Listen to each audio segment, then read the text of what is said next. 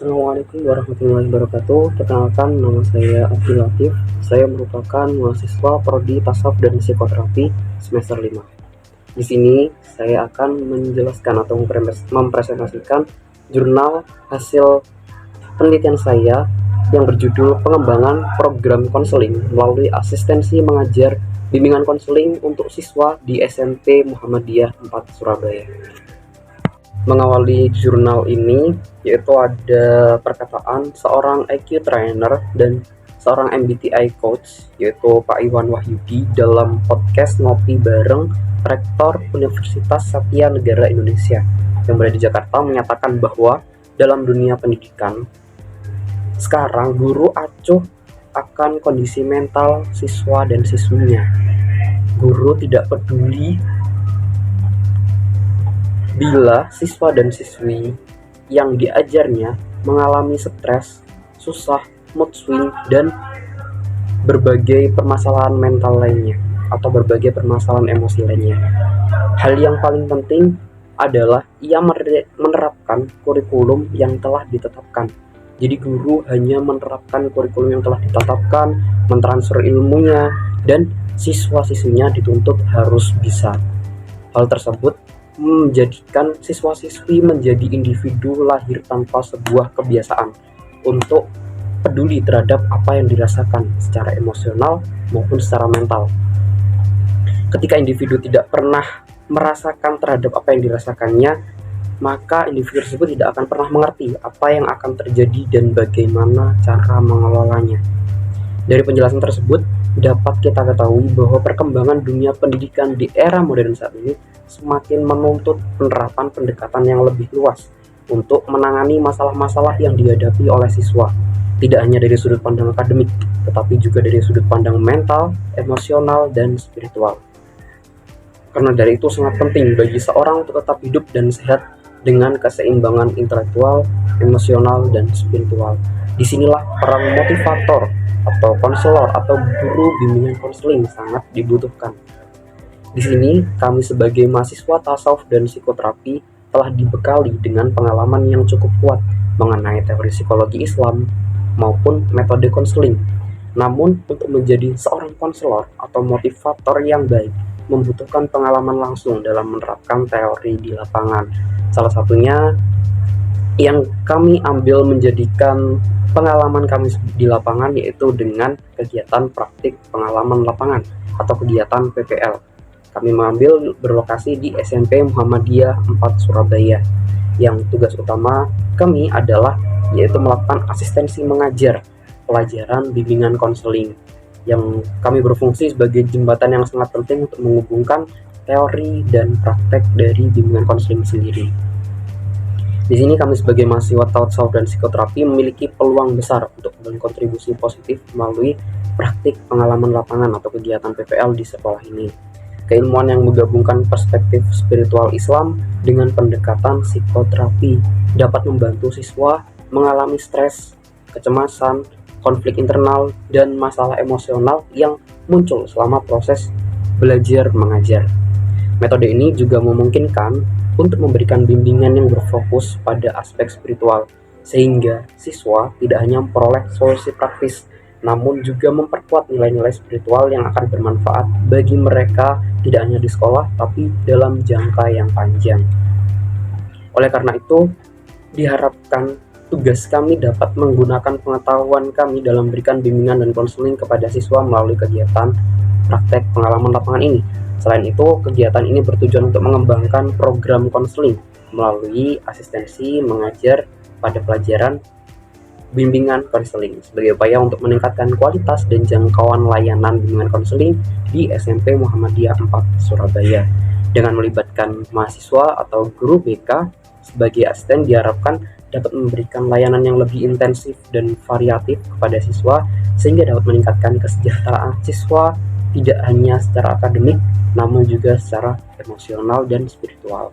Dengan demikian, tujuan jangka panjang dari program ini adalah untuk menghasilkan konselor atau motivator yang tidak hanya memiliki keahlian profesional, tetapi juga memiliki dasar spiritual yang kuat, sehingga mereka, mahasiswa tasawuf dan psikoterapi, dapat membantu siswa dalam menemukan solusi yang menyeluruh untuk situasi atau masalah yang mereka hadapi dalam kehidupan. Kemudian untuk metode yang dilakukan dalam jurnal penelitian ini yaitu melakukan penerjunan langsung ke lapangan untuk pendampingan kepada siswa-siswi SMP Muhammadiyah 4 dan penelitian tindakan kelas atau yang sering disingkat dengan sebutan PTK, yaitu guru mengidentifikasi dan menerapkan strategi kegiatan yang lebih efektif, berinovasi untuk mencapai tujuan pembelajaran yang diinginkan. Jadi penelitian tindakan kelas ini merupakan aktivitas guru dalam menilai daya serap, mengevaluasi kurikulum sekolah atau metode dan teknik dari pembelajaran yang dilakukan, serta menilai hasil belajar dan perkembangan akademik siswa di sekolah. Kegiatan ini dilakukan bertempat di Jalan Gadung 3 nomor 7, Kelurahan Jagir, Kecamatan Wonokromo, Kota Surabaya. Kemudian memasuki hasil dan pembahasan. Jadi kegiatan praktek pengalaman lapangan ini dilaksanakan oleh mahasiswa Task Force Psikoterapi sebagai asisten dari guru mata pelajaran bimbingan konseling di SMP Muhammadiyah 4. Kegiatan ini dilaksanakan selama 2 bulan, dari bulan September hingga bulan Oktober. Dan selama 2 bulan tersebut terdapat 2 kali pertemuan dalam 1 minggu, yaitu di hari Selasa dan hari Kamis. Kemudian kegiatan yang dilakukan oleh mahasiswa tersebut tidak hanya mengajar, tapi mereka juga mengajar, memberikan sesi terapi, memberikan sesi konseling, maupun kegiatan permainan bersama siswa-siswa yang mereka ajar. Jadi mahasiswa ini mengajar di kelas 7A dan 9C. 7A di hari Selasa dan 9C di hari Kamis. Jadi untuk mengajar, para mahasiswa ini menginovasikan berbagai metode belajar seperti diskusi, presentasi, praktek, maupun berbagai permainan seru dimasukkan ke dalam metode pembelajaran mereka agar pembelajaran mereka dapat disampaikan secara efektif, secara efisien, dan murid-murid siswa-siswi di sana tidak merasa bosan dan mengantuk, dan menjadikan siswa-siswi menjadi lebih kreatif. Baik, secara singkat untuk pertemuan pertama, karena belum ada yang mengenal antara mahasiswa dan siswa-siswinya, maka pertemuan pertama diisi dengan memperkenalkan diri antara mahasiswa maupun dengan para siswa-siswi yang mereka ajar. Jadi pertemuan pertama hanya diisi oleh perkenalan dan game-game seru agar mereka tidak canggung ketika melakukan pembelajaran. Kemudian pada pertemuan kedua, para mahasiswa memberikan materi yang menjelaskan tentang pertemanan, dan siswa-siswi cukup antusias dalam mendengarkan penjelasannya. Dari kegiatan belajar mengajar tersebut dapat diketahui bahwa beberapa dari mereka ada yang berani bertanya dan menjawab pertanyaan yang diberikan oleh para mahasiswa-mahasiswi. Jadi mereka diberikan materi tentang pembelajaran, pertemanan, dan mereka diberitahu tentang apa itu teman, bagaimana cara memilih teman, dan bagaimana cara menjadi teman yang baik. Dan untuk pertemuan ketiga dilanjut dengan fun game dan diisi dengan para siswa-siswi disuruh untuk mengisi satu kertas dan diberi nama. Kemudian dari pengisian nama tersebut digilir ke seluruh teman-teman yang ada di kelas untuk menuliskan karakter dari setiap nama yang ada di kertas tersebut, dan itu berputar bergiliran hingga kertas tersebut balik kembali pada pemilik nama tersebut. Jadi tujuan dari pertemuan ketiga ini agar para individu siswa mengetahui karakter dari mereka sendiri melalui pandangan orang lain. Dan kemudian dilanjut dengan materi dari konsepnya Johari Windows. Kemudian untuk pertemuan keempat, para mahasiswa memberikan motivasi kepada mereka agar memiliki pandangan untuk memilih sekolah favorit mereka. Mereka diberikan materi tentang bagaimana cara belajar yang baik atau teori-teori tentang belajar yang efisien dan efektif. Dan mereka dengan cara belajar yang baik agar mereka dapat mendapatkan sekolah favorit atau sekolah impiannya mereka. Kemudian untuk pertemuan kelima diisi dengan materi tentang bullying. Jadi mahasiswa memberikan kesempatan kepada mereka untuk berdiskusi secara kelompok. Jadi dalam satu kelas mereka dibagi menjadi 2 kelompok, dan setiap kelompok akan menjelaskan tentang bagaimana itu bullying, apa itu bullying, hingga praktek bullying secara verbal maupun secara fisik. Dan mereka dipersilahkan untuk mencari informasi dari jenis bullying, dari definisi hingga contoh-contohnya, hingga mereka berhasil mempresentasikan hingga mempraktekkan apa itu bullying. Dan untuk pertemuan ke-6 hingga ke-8, dalam 3 kali pertemuan, para mahasiswa memberikan kesempatan untuk para siswa-siswi yang mereka ajar untuk diberikan sesi konseling. Jadi para mahasiswa yang terdiri dari 3 orang ini diberikan tanggung jawab per satu klien dalam sekali tatap muka. Dan sesi konseling ini bertujuan untuk mengetahui lebih detail dan mendalam tentang permasalahan yang dialami oleh para siswa-siswi. Sesi konseling ini dilaksanakan di perpustakaan karena suasana cukup nyaman dan lebih memungkinkan. Karena dilaksanakan jam pelajaran, maka perpustakaan tersebut masih sepi dan lebih kondusif jika dilakukan untuk sesi konseling. Dan setiap sesi konseling dilaksanakan dalam waktu 30 menit. Dari sesi konseling tersebut, para mahasiswa dapat memahami berbagai permasalahan dialami siswa secara emosional maupun secara kegiatan belajar mengajar mereka, bagaimana hubungan mereka dengan teman, bagaimana hubungan mereka dengan keluarga, maupun bagaimana perasaan mereka ketika mereka melakukan kegiatan belajar mengajar di kelas. Kemudian untuk 3 pertemuan berikutnya diisi dengan terapi butterfly hug.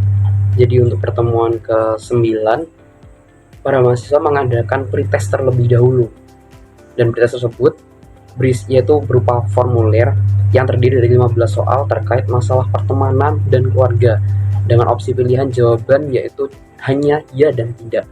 Kemudian hasil dari pengukuran pretest tersebut sebagian besar untuk mengetahui permasalahan mereka siswa-siswi dengan orang tua atau dengan teman mereka, dan dapat diidentifikasi bahwa banyak dari siswa tersebut mengalami stres atau mengalami emosional yang kurang baik. Kemudian pada pertemuan ke-10, pertemuan selanjutnya, baru dilakukanlah sesi terapi selama 45 menit yang dipandu oleh salah satu mahasiswa yang menjadi terapis yang membacakan skrip sesuai permasalahan yang mereka alami, yang dari pretest tersebut dijadikan bahan. Kemudian mereka diinstruksikan untuk melakukan teknik-teknik butterfly hug yang sudah diajarkan pada pertemuan sebelumnya. Dan terlihat bahwa terapi ini berpengaruh dalam mengurangi tingkat stres mereka, dan hasilnya mereka merasakan hal yang sama, yaitu mereka merasa lebih lega, lebih tenang, lebih rileks, serta merasa berkurang beban dari sebelum mereka mengikuti terapi hingga mereka selesai melakukan terapi. Pertemuan selanjutnya yaitu pertemuan ke-11, para mahasiswa hanya melakukan evaluasi terkait sesi terapi pada pertemuan sebelumnya, dan ternyata setelah diulik terdapat beberapa siswa-siswi yang bercerita bahwa mereka melakukan atau mencoba terapi butterfly hug tersebut yang sudah diajarkan di rumah mereka masing-masing. Kemudian pertemuan ke-12 yaitu pertemuan terakhir, mereka para mahasiswa memberikan kertas kosong yang berisi saran dan kritik untuk para mahasiswa yang melakukan PPL dan diisi oleh para siswa-siswi yang mereka ajar. Kemudian setelah diberikan kritik dan saran, para mahasiswa juga memberikan feedback berupa motivasi, kemudian juga berpamitan kepada siswa-siswi maupun guru bimbingan konseling. Kemudian setelah itu para mahasiswa PPL ini melakukan foto bersama sebagai kenang-kenangan dan memberikan sertifikat maupun cenderamata kepada pihak guru bimbingan konseling dan pihak sekolah. Kemudian pada kesimpulannya, secara keseluruhan program yang dilakukan mahasiswa ini menunjukkan bahwa konseling yang mengintegrasikan dengan pendekatan psikoterapi dan nilai-nilai spiritual dapat memberikan dampak positif bagi kesejahteraan siswa dengan melibatkan mahasiswa sebagai asisten dari guru pelajaran bimbingan konseling. Layanan bimbingan dan konseling dapat lebih efektif dan dapat dilakukan secara lebih intens kepada siswa dan siswi yang berdampak pada meningkatnya kualitas pendidikan yang tidak hanya berfokus pada aspek akademik tetapi juga kesehatan emosional dan mental siswa. Program ini diharapkan dapat berkontribusi pada pengembangan konselor yang mampu menangani masalah siswa dengan pendekatan yang lebih menyeluruh dan lebih mendalam. Sekian penjelasan dan presentasi dari saya. Mohon maaf atas segala kekurangan. Terima kasih. Wassalamualaikum warahmatullahi wabarakatuh.